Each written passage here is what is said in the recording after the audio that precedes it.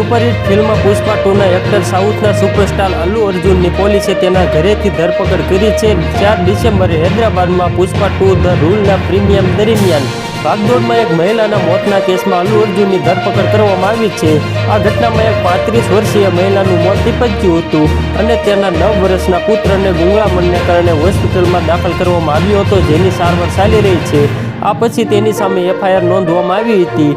પોલીસે જણાવ્યું કે મૃતકના પરિવારની ફરિયાદના આધારે ચિકડપલ્લી પોલીસ સ્ટેશનમાં અભિનેતા અલ્લુ અર્જુન, તેની સુરક્ષા ટીમ અને થિયેટર મેનેજમેન્ટ વિરુદ્ધ ભારતીય ન્યાય સંહિતાની કલમ 105 અને 118 હેઠળ કેસ નોંધવામાં આવ્યો છે।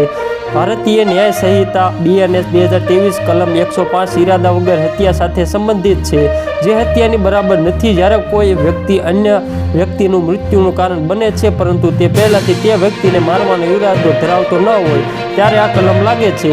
અલ્લુ અર્જુન પર સેક્શન 105 હેઠળ સુરક્ષા નિયમોની અવગણના અને બેદરકારીનો આરોપ છે। આ કલમ હેઠળ ઓછામાં ઓછી 5 વર્ષથી 10 વર્ષની જેલ અથવા આજીવન કેદની સજા થઈ શકે છે।